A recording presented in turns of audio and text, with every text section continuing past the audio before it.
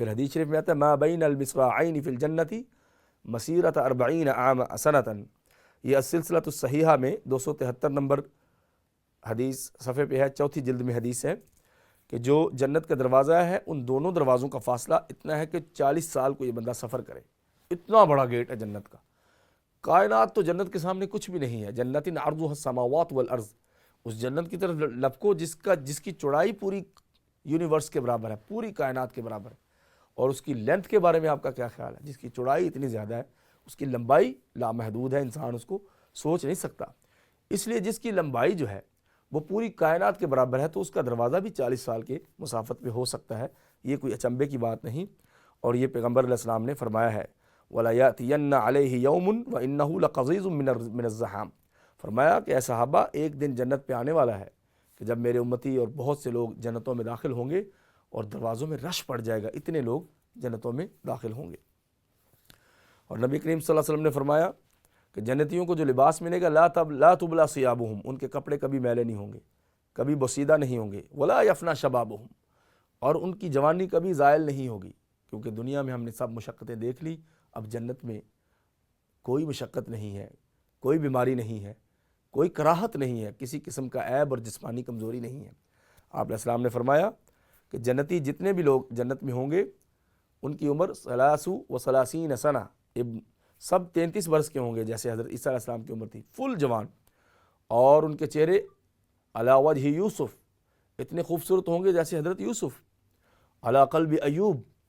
اور حضرت ایوب علیہ السلام کے دل جیسا صبر والا اور خوبصورت دل ان کو ملے گا، علی قامتی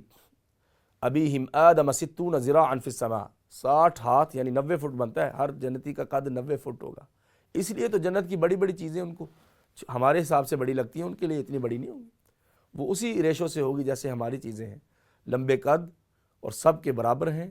جو بچے ہیں وہ بھی جوان ہو جائیں گے، جو بوڑھے ہیں وہ بھی جوان ہو جائیں گے، اور جنت میں سب کو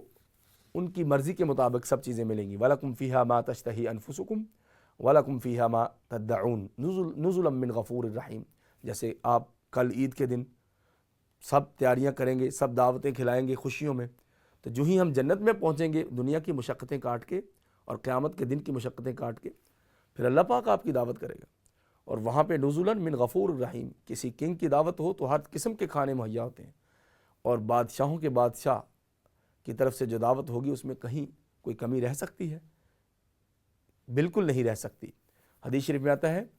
کہ تم اپنے گھروں کو ایسے پہچان لو گے جیسے دنیا میں اپنے گھروں کو پہچانتے ہو، اور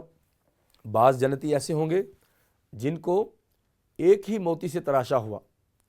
گھر ملے گا، جس کے اندر کوئی جوڑ نہیں ہوگا، ایک ہی موتی سے، زمرد اور مرجان سے تراشا ہوا گھر، سرخ رنگ کا، سفید رنگ کا، سبز رنگ کا، نیلے کلر کا، کوئی گھر اس کا نیلے کلر کا ہے، کوئی جیڈ ہے، کوئی زرکن ہے، اس طرح کے کلرز ہیں ہاؤس کے، اور اس کے اندر پردے اور قالین وہ بھی سارے اسی قسم کے ہیں۔ یہ احادیث ہیں، یہ اس طرح کی قصے کہانیاں نہیں، یہ احادیث سے ثابت ہے۔ اور جب وہ اپنے کمرے میں جائے گا